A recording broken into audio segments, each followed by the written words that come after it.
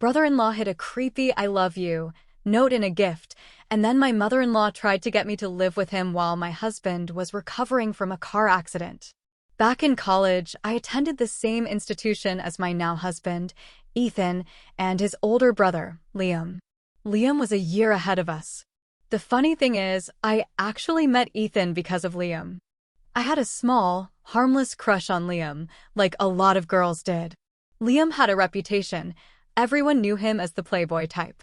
He was good-looking, charming, and always surrounded by women. I knew about this reputation, and even though I thought he was attractive, I made a conscious decision to not become another one of his playthings. I valued myself more than that. Of course, my best friend at the time found out about my little crush and, as best friends do, she teased me about it constantly. It got to the point where pretty much all of our mutual friends knew. I'm pretty sure, though it was never said directly, that word got back to Liam himself. That's when things started to get complicated. Liam started flirting with me in group settings. He'd be overly friendly, always finding a way to sit next to me or touch my arm. He got my phone number from someone and started texting me. He'd send these complimentary messages, saying I was girlfriend material and things like that. It was flattering, I won't lie, but I was also very skeptical. I kept reminding myself of his reputation. I couldn't shake the feeling that he was just playing a game. He also had this habit of saying, especially when he'd been drinking, that he wasn't ready for a serious relationship. He wanted to enjoy his carefree moments, he'd say. It was a huge red flag, and it reinforced my doubts about his sincerity. I was a pretty serious student. I spent a lot of time in the college library studying. It was kind of my safe space, but Liam started showing up there too. He'd always have some excuse, like needing help with an assignment or wanting to borrow a book. It was clear he was just trying to find ways to talk to me. It was persistent and, honestly, a little annoying because I wasn't giving him much encouragement. Then there were the notes. Twice, he wrote me these notes where he basically confessed that he had feelings for me. They were pretty intense, but here's the confusing part. When I confronted him about these notes face to face, he'd backpedal. He'd apologize and say he didn't mean to make me uncomfortable. It was this constant hot and cold behavior that I just couldn't understand. I didn't have a lot of experience with relationships back then, so I was genuinely confused. I didn't know what to make of him. The real kicker came on my birthday, which was about a week before New Year's. Liam sent me this really heartfelt message. He said he was in love with me and that he wanted to be in a serious relationship with me. It was a complete 180 from his usual behavior. I was stunned. I actually asked him directly if he was serious because I couldn't believe it. He said he was, and he even told me he planned to propose officially on New Year's Eve. We were all going to a mutual friend's party, so I guess he thought that would be the perfect time. So New Year's Eve arrived. I got to the party, and Liam was there with his brother, Ethan. This was the first time I'd ever met Ethan, and let me tell you, he was the complete opposite of Liam. Ethan was sweet, a little shy, and definitely not the center of attention type. We started talking, and we just clicked. It was easy and natural. We had a genuine connection right from the start. It's hard to explain, but it felt like I'd known him for a long time. The strange thing was, Liam avoided me all night. It was the weirdest thing. He wouldn't even make eye contact. After that big birthday message and his supposed plan to propose, I was expecting something, but he acted like I didn't exist. I was relieved, to be honest, but also confused. I planned to talk to him at some point, just to make it clear that I wasn't interested anymore, but I never got the chance. Later in the evening, I went into the kitchen to get a drink, and I saw Liam. He was kissing another friend of ours. It was a real wake-up call. It confirmed everything I'd suspected about his sincerity. He saw me, and he immediately looked guilty. He started apologizing, assuming I was upset. I asked him if we could talk privately. We went to a quieter room, and I just calmly told him that I thought it was best if we dated other people. I told him straight up that my crush was over. But Liam, he didn't take it well. He actually tried to blame me, saying I'd been leading him on. It was ridiculous. I stood my ground. I told him we were never in a committed relationship, and I had never explicitly told him I liked him. I ended the conversation by telling him he could think whatever he wanted, and I walked away. It felt good to finally close that chapter. The day after the party, I got a text from an unknown number. It was Ethan. He'd gotten my number from a mutual friend. That text message changed everything. He asked me out on a date, and I said yes. Before things got serious, though, I felt like I needed to be completely honest with him. I told him the entire story about Liam. I didn't want any secrets between us. Ethan's reaction surprised me. He was incredibly understanding. He said it wasn't a big deal, that it was all in the past. His reaction was such a contrast to Liam's behavior. It showed me his maturity and his genuine kindness. Ethan and I started dating, and it was amazing. We fell in love. It was a real, deep connection, nothing like the superficial crush I'd had on Liam. Ethan became my best friend, everything to me. He was the best thing that could have ever happened to me. But the situation did not sit right with Liam. He was cold toward me whenever he would see me. Over the years, Liam consistently found ways to interfere with our relationship. He'd insert himself into our plans. For example, if Ethan and I had tickets to a concert, Liam would suddenly decide he had to see that band too, and he'd invite himself along. Or if we were having a quiet movie night at home, he'd show up wanting to play board games or do something else that involved everyone. It was like he couldn't stand for us to have any time alone, especially since, at the time, Ethan and Liam were living together. My resentment towards Liam started to grow. I talked to Ethan about it, telling him that Liam's behavior was weird. It was hard to ignore, and it wasn't like Liam was in a relationship himself. He continued his playboy lifestyle, sleeping with multiple women, so it wasn't like he was pining after me. Then there was the big brother talk. When Ethan and I started getting serious, having dinners with each other's families, Liam took Ethan aside. He told Ethan that he shouldn't get serious with me, that there were plenty of fish in the sea. He even tried to convince Ethan to sleep with other women. It was disgusting. Ethan told me about this conversation, and I was furious. It felt like a deliberate attempt to sabotage our relationship. But I trusted Ethan completely. I knew he would never do anything like that. After 2 years of dating, Ethan and I decided to move in together. It was a big step, and we were both excited. Liam, however, was not happy. He tried to convince Ethan to let him move in with us. It was incredibly awkward. I flat out refused. I knew it would be a disaster. Liam then started spreading rumors about me to our mutual friends. He said I was coming between him and Ethan, that I was controlling Ethan's life. Ethan shut that down quickly when he heard about it, but Liam's behavior just kept escalating. The worst incident happened at a bowling alley. We were out with a group of friends, and someone complimented me on my shirt. Liam, seemingly on purpose, spilled his drink all over me. Later, he apologized, but then he made this incredibly inappropriate comment, telling me I shouldn't wear revealing clothes around him. It was creepy. It made me so uncomfortable. I actually considered breaking up with Ethan at that point, just to get away from Liam's constant interference and unsettling behavior. Ethan and I had a serious conversation about Liam. Ethan, for the first time, admitted that Liam's behavior was indeed odd. He'd been dismissing it for a long time, but he finally saw it for what it was. We decided to distance ourselves from Liam. Ethan would still see him one-on-one if he wanted to, but I stopped going to any group gatherings where Liam was present. It was a necessary step to protect my own well-being and our relationship. Of course, our friends noticed the change. Word got back to Liam, and then I received a long apology message from him. He said he was happy for me and Ethan and that he would stop interfering. And surprisingly, he actually seemed to mean it.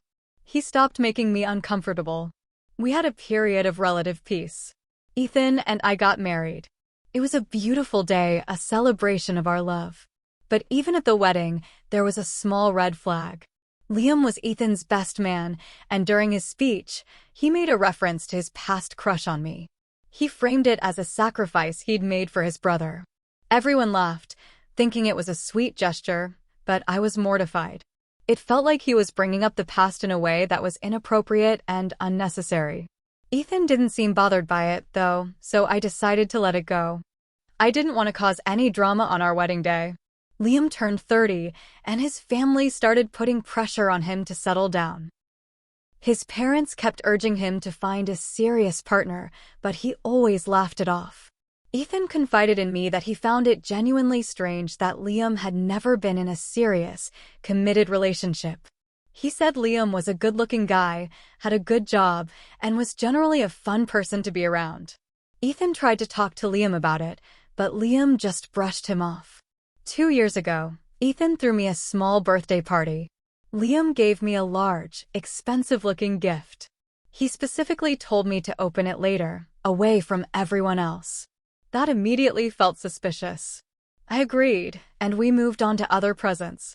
Later that night, after the party, Ethan and I opened Liam's gift together. It was a heart-shaped box filled with chocolates, and in the center, there was a diamond necklace. Ethan was taken aback. He said it was a really inappropriate gift, something you'd give to a romantic partner, not your brother's wife. He tried to rationalize it, saying maybe Liam was just clueless about gifts because he'd never been in a serious relationship, but I could see the concern in his eyes. I put the necklace away in a drawer, trying to forget about it. About a year later, I was cleaning out my drawers and found the necklace again. I was just fiddling with it, and I discovered that it opened. There was a hidden compartment inside. There was a small, folded note. The note was in Liam's handwriting. It said, simply, "I love you." I felt physically sick. That night, I showed Ethan the necklace and the note. He was shocked at first, and then he got angry. We talked about what to do. We knew this could cause a major rift in the family, but we couldn't ignore it. We decided to call his parents. They were shocked too. His dad was livid, but his mother tried to defend him. His father shut it down immediately, telling her no matter what, that it was inappropriate. Ethan made the decision to confront his brother. His dad agreed. The next day, we invited Liam to lunch. We brought the note. We started talking about it gently, and then Ethan just put the note on the table in front of Liam. I watched his face carefully. I saw a flicker of worry and panic before he managed to compose himself. I told Liam that I found the note deeply inappropriate and that I couldn't let it slide any longer. Ethan asked him point-blank if he had romantic feelings for me. He said it seemed like the only explanation for his behavior over the years. Liam started laughing nervously. He then launched into this elaborate explanation. He said he'd been secretly seeing a woman named Sophie for the past year. He claimed he bought 2 similar necklaces, one for Sophie and one for me as a birthday gift. He said the note was meant for Sophie, and he had no idea how it had ended up in the necklace he'd given to me. He denied having any romantic feelings for me whatsoever. Ethan and I were speechless. It was such an unexpected explanation. It sounded crazy, but it was also kind of believable. It was the sort of bizarre mix-up that could happen. Ethan, still skeptical, asked him more about this Sophie. Liam gave us details, and then he showed us pictures of himself with her. She was beautiful, and Liam genuinely looked happy in the photos. It lent credibility to his story. I felt a wave of relief. Liam's explanation and the photos made sense. I was happy for him that he'd found someone. Liam apologized profusely and sincerely for the confusion. He promised to be more careful in the future. We all had a good laugh about it, the tension completely gone. We agreed never to speak of it again. It was a closed chapter, a weird misunderstanding. Liam eventually married Sophie. She seemed perfect for him. They both loved adventure and seemed genuinely happy. But it didn't last. This year, Liam was caught cheating on Sophie. He'd been communicating with multiple women on dating apps. It turned out Sophie was also cheating, having an affair with a coworker. They decided to get a divorce, admitting they weren't compatible. Liam moved back in with his parents. He's been living there for the past 2 months. He also lost his job because of his depression after the divorce. He spends his days in his room playing video games. Ethan has tried to intervene, encouraging him to find a new job, but it hasn't worked. Whenever Ethan and I visit his parents, Liam is always there, and he started paying excessive attention to me again. He'd get uncomfortably close when he talked to me. At first, I didn't really register it. I thought maybe it was just because he was depressed. But then there was this incident with a video game. Liam was teaching Ethan and me how to play one of his games. Ethan got an important work call and had to step away. Liam was showing me how to use the controller, and he sat very close to me. He put his hand over mine on the controller, supposedly to guide me, but his hand lingered there for much longer than necessary. It made me incredibly uncomfortable. I immediately got up and went to find Ethan. I asked him to take me home. He could tell something was wrong. On the drive home, I told him about Liam's hand-holding and how uncomfortable it made me. Ethan was furious. He wanted to confront Liam right then and there, but I convinced him not to. I was worried that if we confronted Liam while he was living with his parents, he might get kicked out, making the situation even more awkward. I was also afraid that my mother-in-law wouldn't believe me and would accuse me of causing trouble. I made a decision, though. I would never let my guard down around Liam again, and I would never be alone with him. Then the unthinkable happened. Ethan was in a serious car accident. A truck hit his car from behind while changing lanes. It was terrifying. When I got the call from the hospital, I thought I might lose him. His parents, mother-in-law, father-in-law, and Liam were informed, and they all rushed to the hospital. They were genuinely concerned, which I appreciated. Liam, surprisingly, was very supportive, constantly checking in and offering to help. My own parents, worried sick, flew in to be with me. Ethan started to recover, but it was a slow process. At first, he was only allowed one visitor at a time. I visited him every day. I'd read to him, play his favorite music, anything to comfort him. I was so incredibly grateful that he was alive and fighting to get better. His parents visited regularly too, but a disturbing pattern emerged. Whenever Liam came with them, instead of focusing on Ethan, Liam would direct most of his attention to me. He'd hug me a lot, touch my cheeks, and tell me to remain strong. He'd say things like, if anything were to happen to Ethan, he'd be there for me. It was so inappropriate and uncomfortable. I actively tried to distance myself from him, but it was difficult in the close confines of the hospital room. His mother would also encourage it, constantly mentioning how I shouldn't be alone. During one visit, Ethan, trying to lighten the mood, made a joke. He said that if anything were to happen to him, I could always be with his brothers since they all look so similar. It was a terrible joke, and it hit me hard. I just went silent. Ethan immediately realized he'd messed up and apologized, but I broke down. Ethan leaned forward, despite his injuries, to comfort me. He was so concerned. I finally told him everything. I said I could never be with Liam because I didn't love him and I never had beyond that initial silly crush. I told him how frustrated I was that people didn't seem to take my feelings seriously. I confessed my long-held suspicion that Liam had never gotten over me and that he still had romantic feelings.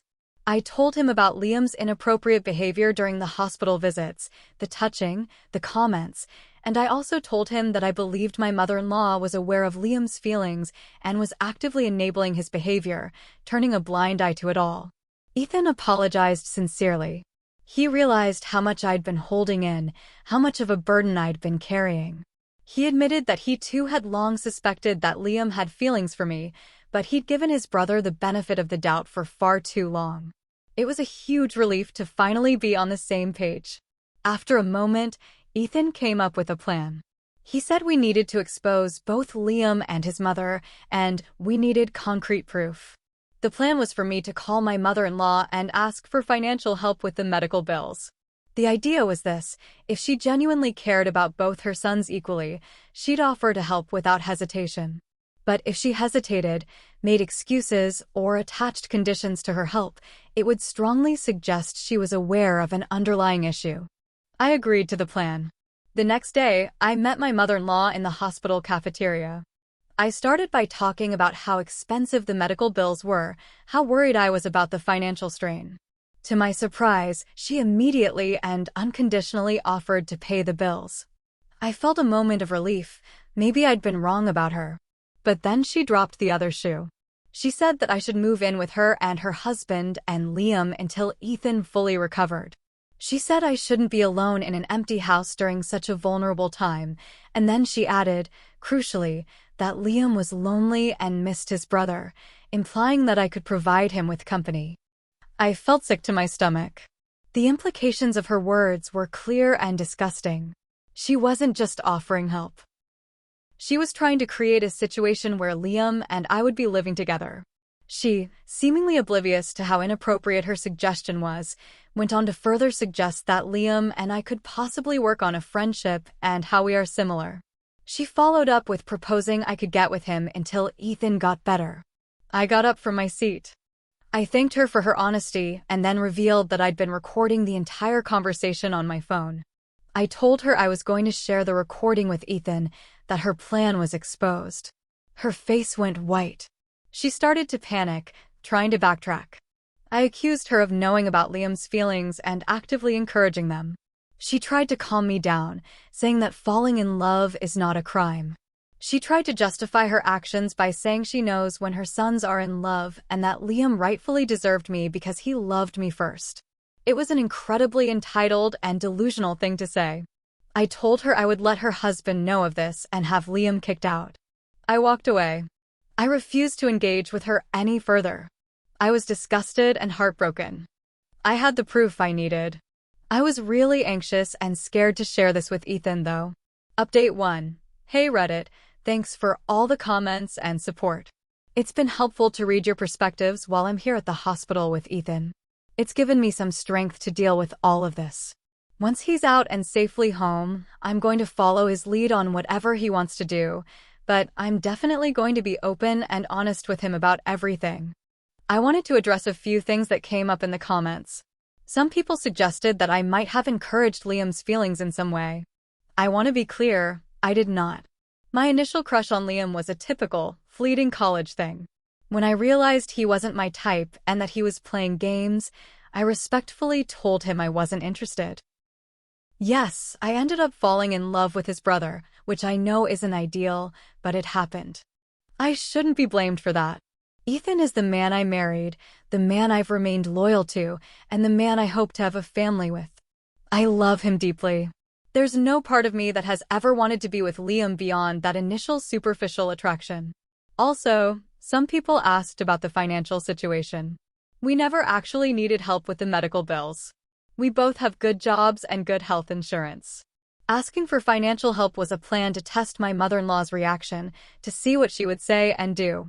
She fell for it completely, revealing what I'd long suspected, that she knew about Liam's feelings and was somehow okay with them, even encouraging them. I'm utterly disgusted by her thoughts and actions. I can never feel safe around her again. I realize now that she's always favored Liam and she's been inappropriately encouraging his behavior for years. Update 2. Hi everyone, another update. It's been about a month and a half since my original post. Ethan is finally home from the hospital. He's almost completely recovered, which is amazing. I finally told Ethan everything about the conversation with his mother, including the recording.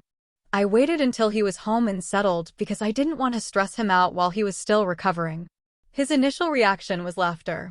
He thought the whole situation, his mother's plan, was so absurd that it was almost comical. But then I played him the recording. His laughter stopped. He was in pain, disbelief. He couldn't believe his own mother would say those things, would try to do something like that. He asked me why I hadn't told him sooner, and I explained that I was worried about his health. He understood. He agreed that we needed to confront his father about it. He was disgusted with his mother's behavior, and he was deeply disappointed in Liam. I was so relieved that he felt the same way I did, that we were on the same page.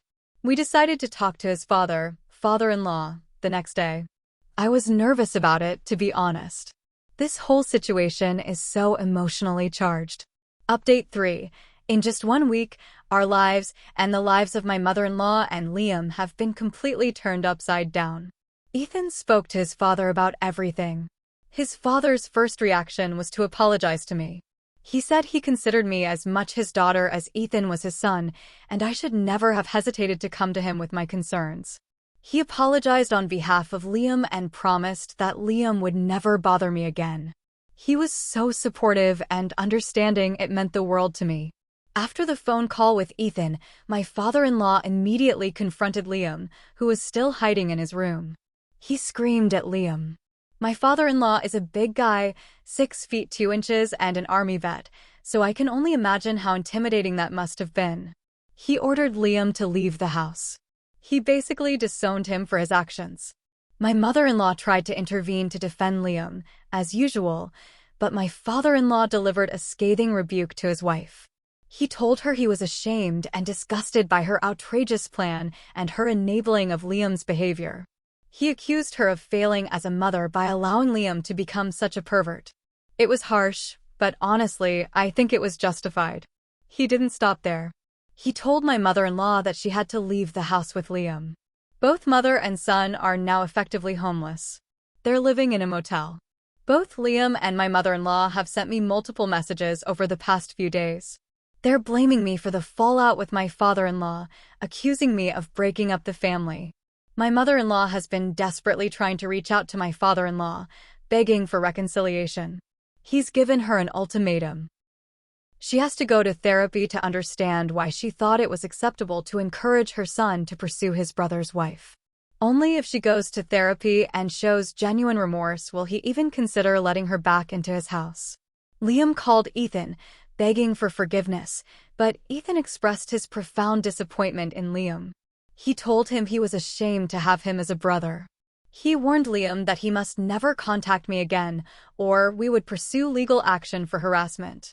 The news of all this has spread throughout the extended family. Some relatives are shocked, but others have said that there had always been an underlying favoritism towards Liam from my mother-in-law. Ethan's extended family has been incredibly supportive of us. Everyone agrees that my mother-in-law's actions were incredibly inappropriate and weird. She's currently being shunned and taunted by the extended family. I also told my own parents everything. They were equally weirded out and disgusted by the situation. I just want to move on from this. I want to live a peaceful life with my husband. I'm grateful for my father-in-law's support, that he believed us. I truly believe that cutting ties with my mother-in-law and Liam is the right decision for our well-being and our future. All I want is to continue living my wonderful life with my sweet husband by my side.